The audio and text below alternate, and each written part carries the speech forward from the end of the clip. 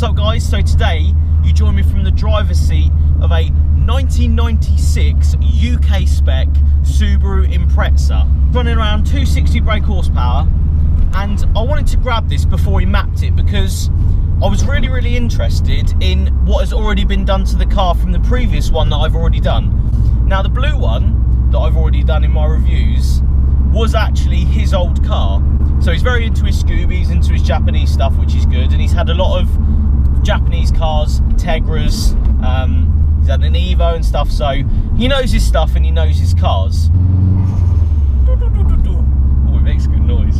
Now this one has the upgraded TD05 Turbo instead of the standard TD04 that you get on the UK spec ones. Now this has actually got a chipped ECU in it by PROva.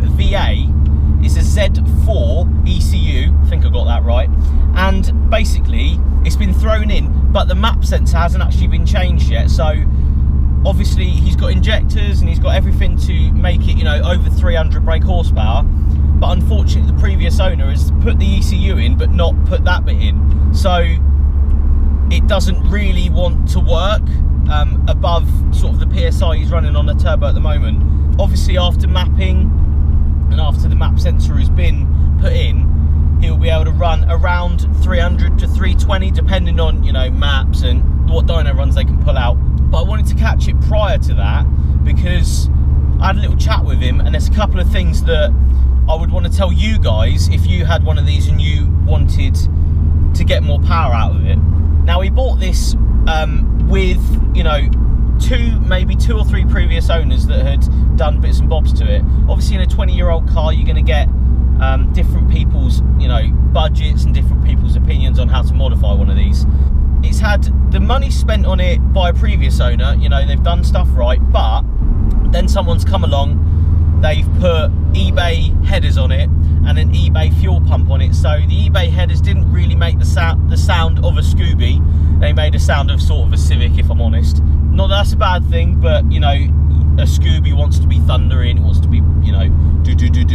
You want that sound out of it. The fuel pump, well, he experienced that when it was, you know, under quarter of a tank, when you'd hard corner, so when you'd go around a corner with a bit, you know, more force, the car would lose power and it would lose fueling. So he's not very fond of the eBay fuel pump, so he put a Walbro 255 fuel pump in it.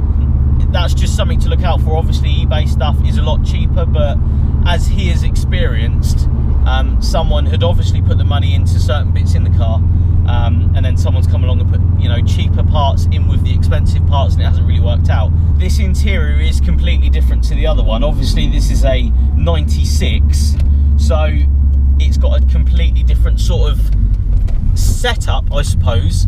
The seats are very sporty, I think the word is. They're very sporty in comparison to the other ones. They've definitely got a good feel to them, but there's not a lot of give in them, so I think on a long journey you would really be able to feel that they're not as comfy as you want them to be. So let's give it a little bootful down this beautiful road in this fantastic weather we're having. He says around 4,000 revs the boost comes in, so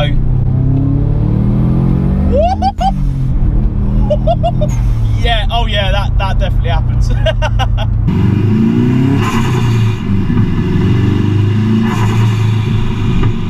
He did say, yeah, there's the boost.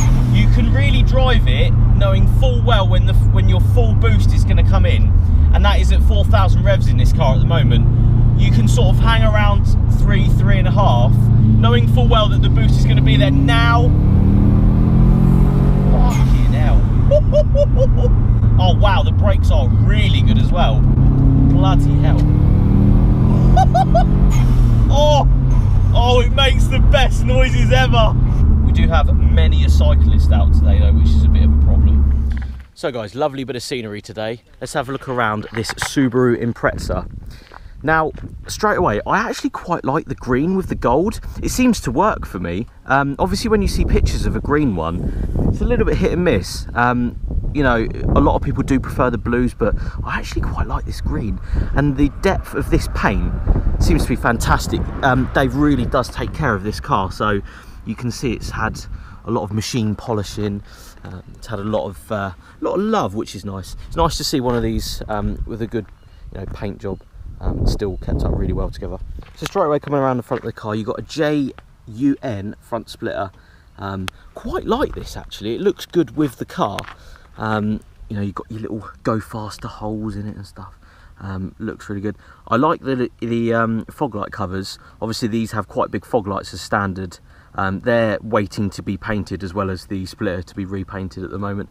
But I actually quite like the covers rather than big fog lights on the front. Come around, I do like the style of these classics though. They do look really sort of mean, but conservative at the same time. I like this bit where you've got, you know, bonnet vents and scoops and stuff. It's sort of a Scooby trademark to have a big scoop on the bonnet. Coming around the side, Rota Boosts. I think these are 8-inch wide. I'm pretty, well, I'm 99% sure these are 8-inch wide ones. 17-inch with a 215/40 17 tyre. Front brakes are actually off an import, so they're 4 pots with 2 pots on the back. Really impressed with these. They really do work. When you're sort of powering through the gears, you are quite happy that they're able to be slammed on at any point, just in case. Come around the side, you've got Spats down here. Quite like that as a little add-on. They go well with the car and they go well with the front splitter, so it sort of links in. Coming around the back, you've got a bigger spoiler than standard. This is an import spoiler, so it's a little bit bigger than the UK spec ones. Looks the part though. I think, you know, Scooby should have big spoilers on them in my opinion. Although I'm a fan of, you know, spoilerless Subarus, low dish, which I shouldn't really be a fan of. I think it just looks right. It looks right with the car. Got little spats on the back as well. Sort of go with the flow of the side and the front. Nice big exhaust sat on the back of her. It's just a Scooby trademark. Everything should be sort of, you know, a bit leery and a little bit bigger. And yes, you can definitely get your fist in that one, which is pretty good. That's the car throttle gauge to see how good the car is. I can fist the exhaust. Come around the side, I am so impressed with how clean this car is though. It's a really good, genuinely looked after version of this sort of classic car. So let's have a little quick look inside. Now this one has got, obviously being a 96, a completely different interior to the 2000 that I've already done. The seats, as I've already said, are a little bit more sporty, I think the word is. They're not as forgiving, they're not as comfortable at all. And the red, you know, this is sort of a, you know, a classic style, I think the word is. But it looks good. It's in the theme of the car, which is nice. Boost gauge there, sort of a generic eBay one, but it works really well. You've got a Pexi turbo timer down there, Pioneer doubled in stereo. This short shifter with sort of you know, the boot on it.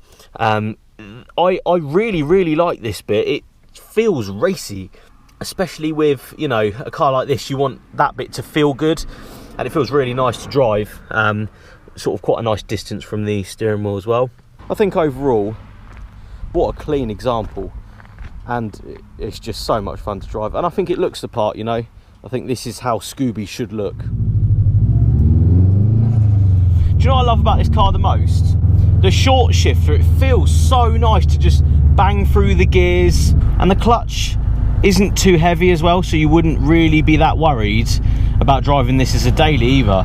And I must admit, the seats aren't as bad as I thought they were going to be. I thought they were going to be a lot worse than this, just by sitting in them, because there's not enough padding. I think that's what it is. But after driving it, you know, and using the car, they actually feel quite good.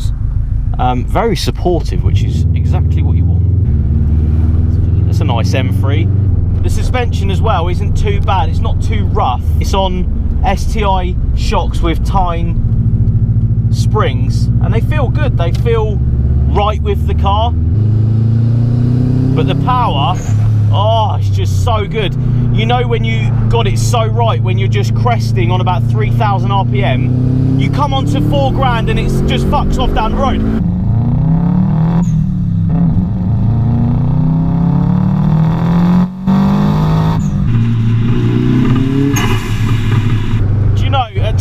60 brake, I think these are so usable. They really, really are. They're exactly where you want them to be. They're not too powerful that you're scared to put your foot down. You want it to be usable, and that's usable power in my opinion. And you know it's been looked after as well. You can just feel from the steering, brakes, clutch, and just the acceleration how well this has been put together and how well it's been maintained. I think there is a massive difference between this one and the blue one that I've already done. It just feels better, and I'm not quite sure why, but it feels tighter and it feels, you know, quicker through the gears, and it feels quicker through its power. And the sound as well, the sound is just so right. When you're going through the gears and it's chattering, it's making all the Scooby noises, it's just, oh, what an experience. And on lovely roads like this, you pick the right road for this car and it just fucking sings to you. It's so good. The HKS SSV on this with the K&N air filter just makes the right noise. It really does. It's so right. It's sort of the best balance I've heard from one of these Scoobies. It really is.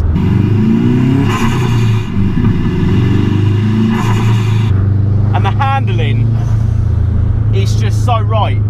You can really, really feel the four-wheel drive working to your advantage when you tip it into a corner and you're on the crest of 3,000 RPM going into 4. That's where the power is. So you're meeting the other side of the turn with all of the power you need to have a fucking massive smile on your face as you come out the other side. It's just so good. I think it needs Lee to drive one, if not take ownership and actually experience one of these. You know, if you're willing to find a good one that hasn't got, you know, the stupid rust on the rear arches like these usually do, I really think you're onto a winner. And it does everything. You've got the big boot, you've got, you know, back seats, you've got, you know, pretty much relative comfort in this one. It's not as good as other ones, don't get me wrong, but it is so nice.